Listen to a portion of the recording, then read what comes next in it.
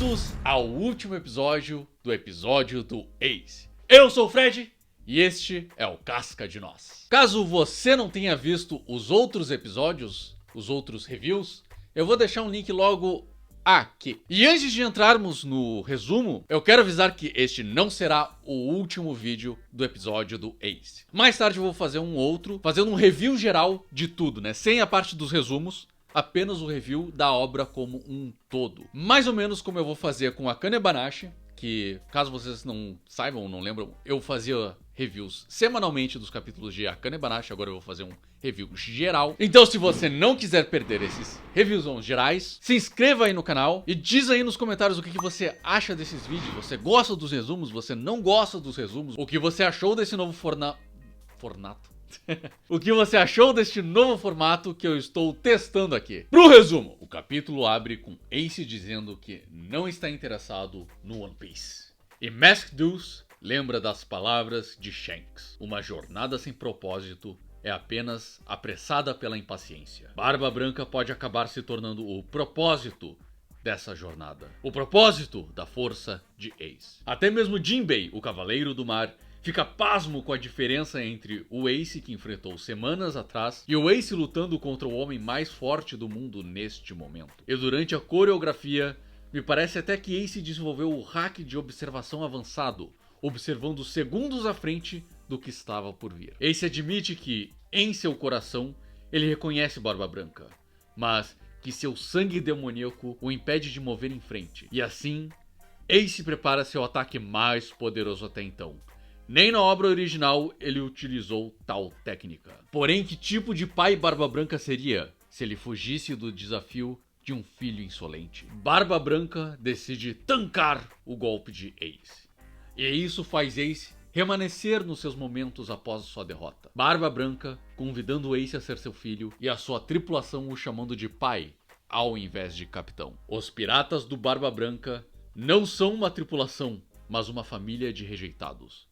Assim como Ace se sente rejeitado pelo sangue que corre em suas veias. Tendo utilizado toda a energia em seu último ataque, Ace começa a cair, mas é apoiado pelo homem que o desafiava. Mesmo que Ace tenha atentado por sua vida em mais de 100 ocasiões.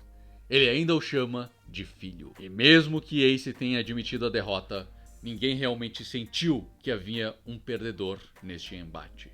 E assim, Ace iniciou a cerimônia de lealdade ao Barba Branca, com toda a frota de Barba Branca presente. Izo guiou a cerimônia, Tachi foi o copeiro, Marco encarregado da organização e Teach, Barba Negra, a testemunha principal. Essa cerimônia só deixa ainda mais claro o quão dolorosa foi a traição do Barba Negra pro Ace, né? Já que ele fazia parte do seu grupo, do grupinho principal de amizade dentro do navio do Barba Branca. E assim, Ace diz a seus companheiros que irá seguir com Barba Branca, não como líder de uma de suas frotas, mas dentro do próprio Moby Dick. Ace dá a seus companheiros a escolha de seguir com ele e Barba Branca, ou cada um seguir seu caminho, mas a escolha já estava feita antes mesmo do belo discurso de Ace. Todos continuariam seguindo Ace, mesmo que não mais como capitão. Eles então pedem a Ace queimar a bandeira dos Piratas Spades, deixando ela brilhar uma última vez. Enquanto a bandeira dos Piratas Spades ilumina a noite, os tripulantes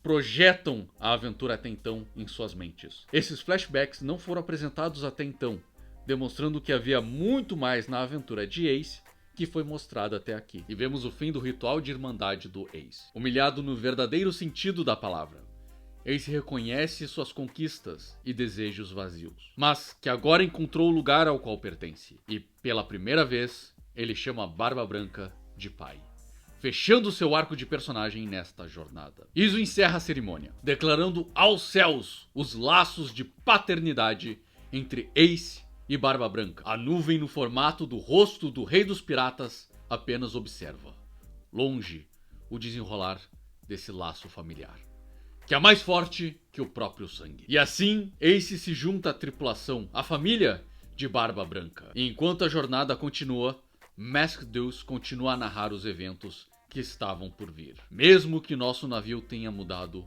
a aventura ainda continua. Porém, infelizmente, sabemos onde essa aventura vai terminar. Vemos uma breve montagem da jornada de Ace até então.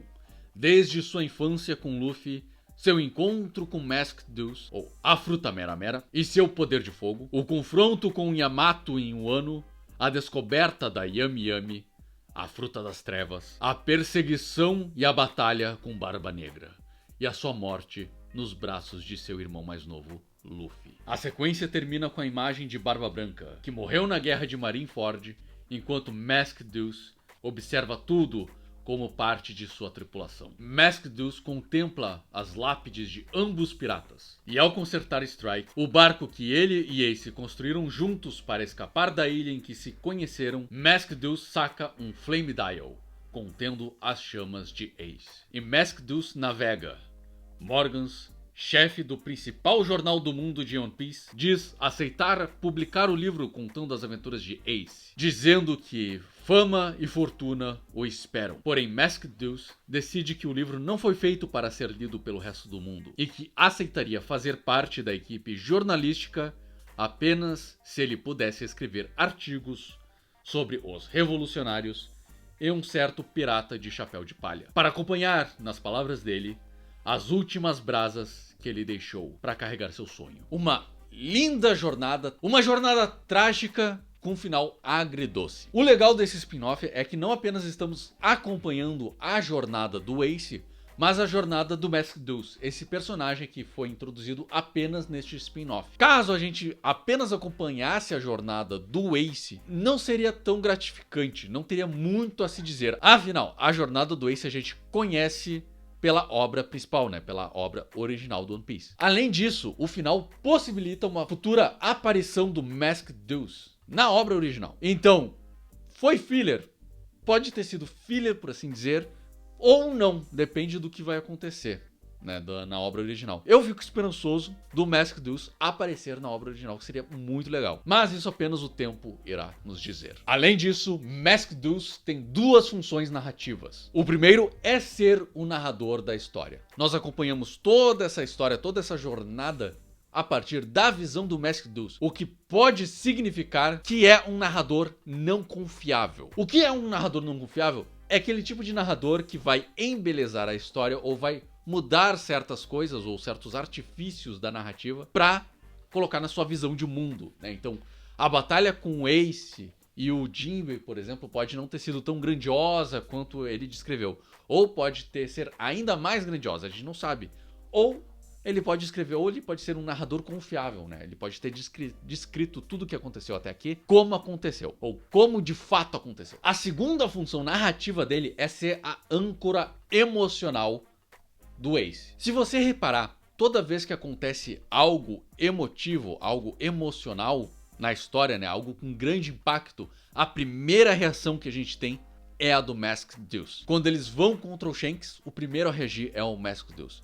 Quando eles são derrotados, a gente vê primeiro a reação do Masked Deus, para depois ver a reação do Ace, né? Então, a gente acompanha a história através dos olhos do Masked Deus, através da emoção do Masked Deus, tornando inclusive extremamente natural e faz todo sentido a gente começar a história com ele e terminar a história com ele. Entretanto, Masked Deus o personagem acaba sofrendo um pouco tendo apenas essas duas funções.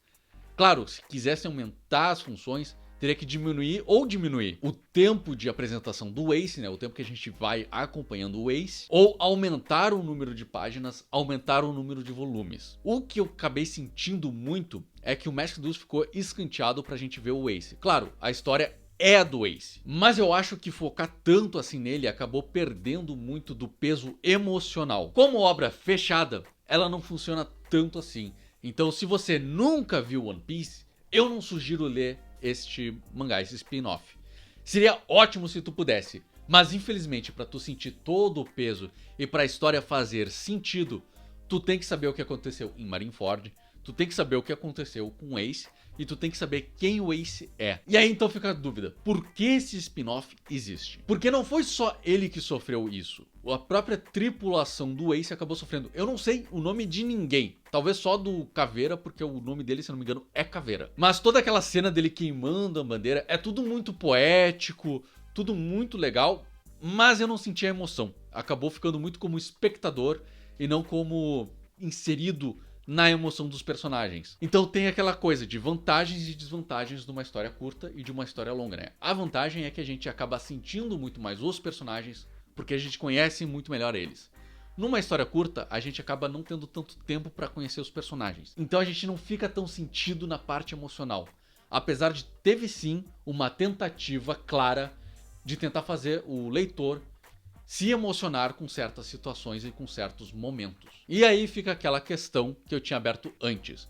Por que este spin-off existe? Essa história funciona muito bem para expandir e aprofundar muito mais os temas presentes, tanto no Ace quanto no Barba Branca. Eu fiquei muito mais envolvido com a parte teórica, né, com a parte temática desse spin-off, que é a questão do sangue dele, do pai dele, do Barba Branca querendo uma família, adotando outras crianças, né? Crianças que foram abandonadas. E o Ace que procura um lugar pra ele, que quer conquistar com força um lugar pra ele. E ele acaba mentindo pra si mesmo o que é força, né? Ele acreditava que precisava construir um lugar com as próprias mãos, quando isso é construído com outros, né? São outras pessoas que vão criar o seu lugar de pertencimento, né? Aquele sentimento de pertencimento. Os Piratas Spades foram criados pelo Ace, e foi criado com a força do Ace, né? O Ace foi conquistando cada um dos seus tripulantes através da força. Já o Barba Branca não, o Barba Branca ele é forte, ele não precisa provar para o mundo que é forte. Ele conquista os outros, né? A sua tripulação através da empatia, convidando eles a o chamarem de pai, a reconhecer ele como pai. E eles como filhos de Barba Branca. Então sim, eu senti muito mais essa parte. E o que não é a parte mais emocional da história, pelo menos é a parte mais emocional no meu ponto de vista. Mas narrativamente não deveria ser a parte mais emocional. A parte mais emocional deveria ser a questão da tripulação do Ace, né, queimando a bandeira, da jornada dele encerrando e ele começando essa nova jornada com o Barba Branca. Então ela funciona parcialmente. E se eu tivesse que apontar algum erro do Boit, né, o artista, para esse último capítulo, especificamente esse último capítulo, depois eu vou fazer um review da obra como um todo, e aí eu falo mais da arte do Boit, é o uso pesado de fotografias no cenário, principalmente naquele cenário lá com uma nuvem.